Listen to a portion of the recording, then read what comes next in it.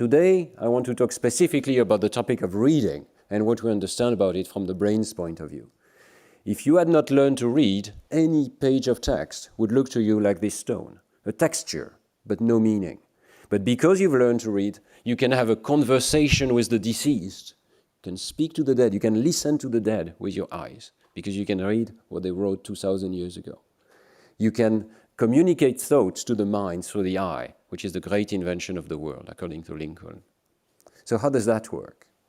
Well, this is a picture of your left hemisphere. The left hemisphere of the brain is most essential for language and reading. And just to orient you, this is the back of the brain, this is the front of the brain. It's been slightly inflated so you can see inside the folds. And now I want to show you the activation of the brain as you read one word. We see it in time. So let me start this. Here we go. And you have the word unfolding from the back of the brain to the front of the brain.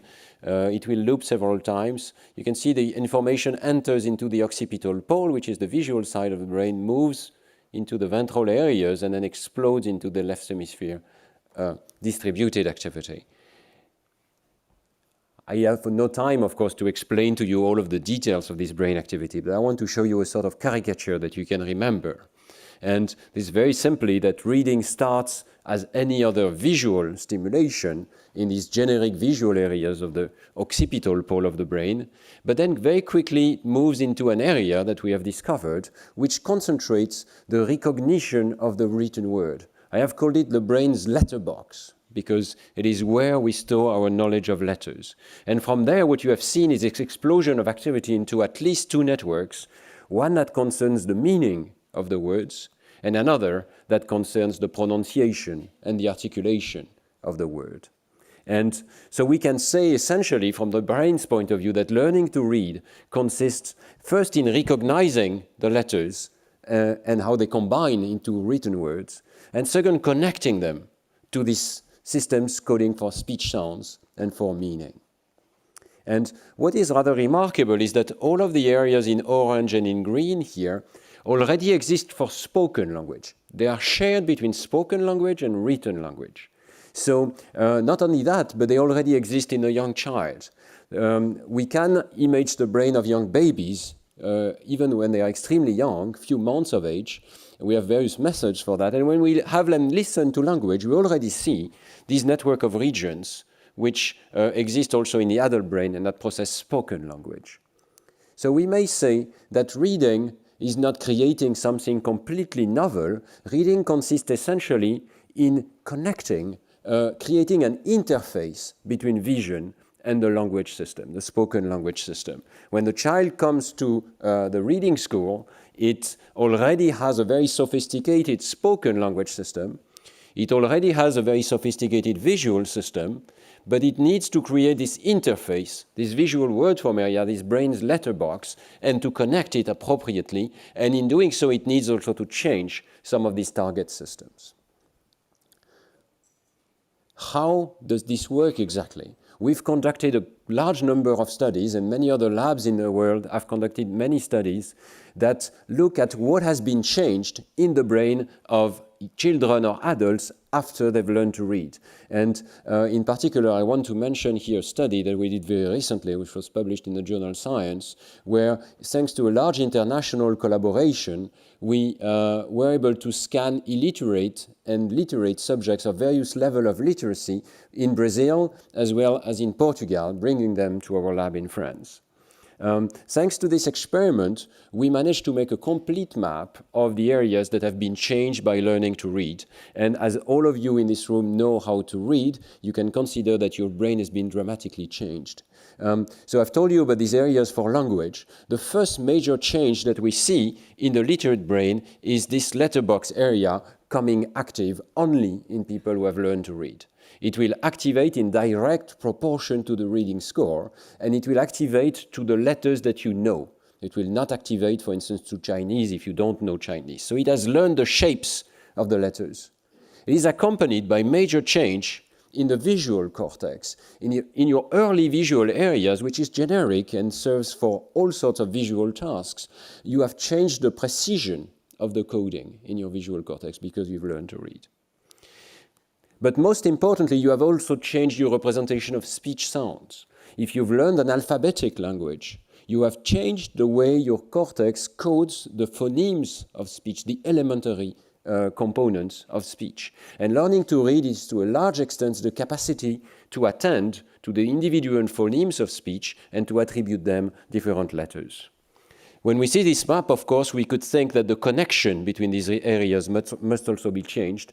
And I'm happy to say that with new methods for identifying the connections of the human brain, we can also track these changes. We can see, even in a living person, all of these fiber tracks that connect different brain areas. We can see their microstructure.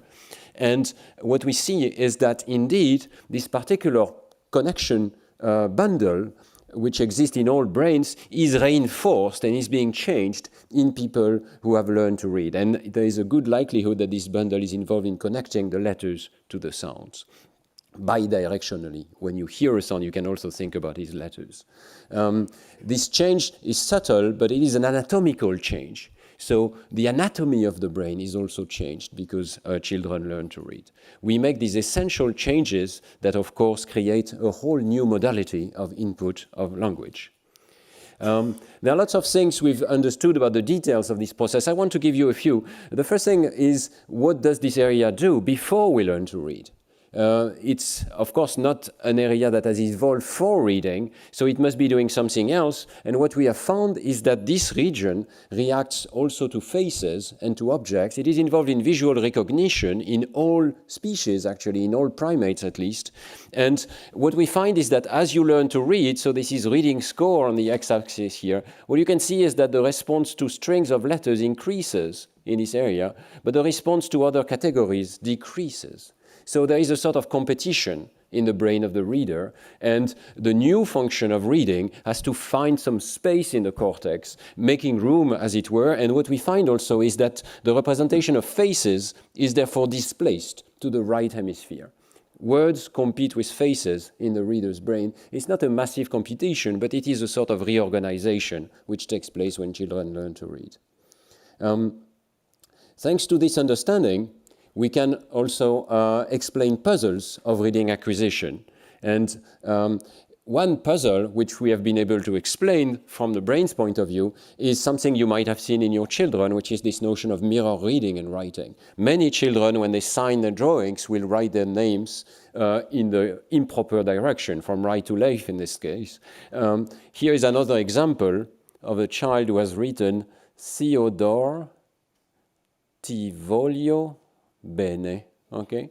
And the child is writing left to right, right to left, alternating in a writing system which is called boustrophedon, which means how the ox plows. This was the way of writing in ancient Greece. But of course, children don't know about ancient Greece at that age. So how are they capable of doing these things? And many parents think, is this dyslexia? Well, we understand now what it is. It is not dyslexia. What it is a trace of this old function of the system which is trying to learn to read. All primates have a symmetry mechanism which allows you to notice that these two faces are the same person, even though on your retina they are completely different pictures, but they are mirror images of each other. And this is an evolved system that we have to unlearn as we learn to read, because it is not useful, and we have to distinguish these things as two different words or potential words. We have found indeed that the primary area which has the most sensitivity to this symmetry is precisely the area that I've called the brain's letterbox, which is trying to learn to read. So essentially, it's not a wonder that children have difficulties with mirror reading and writing. This has nothing to do with dyslexia. It is a universal difficulty for all children that they have to overcome, and we might teach them explicitly by the gestures of writing to help them to overcome their difficulty. Another thing that we understand a little bit better now is this very classical question of phonics versus whole word training. You know, there's been a lot of debate in psychology and in education. Should we teach the whole word level, or should we really teach every single letter and their pronunciation? Is there anything such as the global shape of the word which is being used in reading? Well, here there is something very important. As adults, we have forgotten how we were as children. We have forgotten how difficult it was to learn to read, and we think that we can just lay our eyes on a word and it immediately pops to mind. And indeed, there is this notion of parallel reading. We read all of the letters at the same time. This gives us an illusion of whole word reading. But in fact, if we look at the brain still processes every single letter and does not look at the whole shape. So whole word reading is a myth, basically. What we have is letter processing, but letter processing in parallel across all of the letters of the word. The brain does not use the global work shape. And in fact, in children, it's even worse. Children require more and more time for more and more letters. You can see this on this graph. This is the number of letters in a word, the reaction time of the children. And in first grade, they're very, very slow, and they need more and more time for each letter. So this is not at all whole word reading. It's slow, serial, one letter at a time. And as children progress, second grade, third grade, this goes away and gives this illusion of whole word reading. So I think we can be very clear on this point because there is a strong convergence with educational research to suggest that the brain has nothing to do with this sort of exercises that my child had of picking up the ascender and descender letters and deciding that this corresponds to this word. The global shape is not used. Few words of conclusion, few slides of conclusion. I think neurosciences can help education. We understand now a lot about reading, and we understand that in all cultures, there is not so much variability. We always have the same brain mechanisms. Reading always requires specializing the visual system for the shape of letters and connecting them to speech sounds, even in Chinese, by the way. There are no letters, but there are characters, and some of them map statistically to the sound. Teaching letter to sound correspondences is therefore essential. It's one of the main pathways which is being transformed in the brain. Brain research converges with educational research. Teaching of letter to sound correspondences is the fastest way to acquire reading and comprehension, not just, being able to decode the words. How does this work? Because it works because there is a form of self-teaching. Once the correspondences are learned, children have this correspondence between letters and sounds, then they can recognize the words auditorily using their auditory lexicon, and then this more direct route between letters and meaning can be trained. It can be self-trained as the child reads by himself, even without a teacher. So this notion of two routes of reading play a very essential role in all contemporary models of the reading process.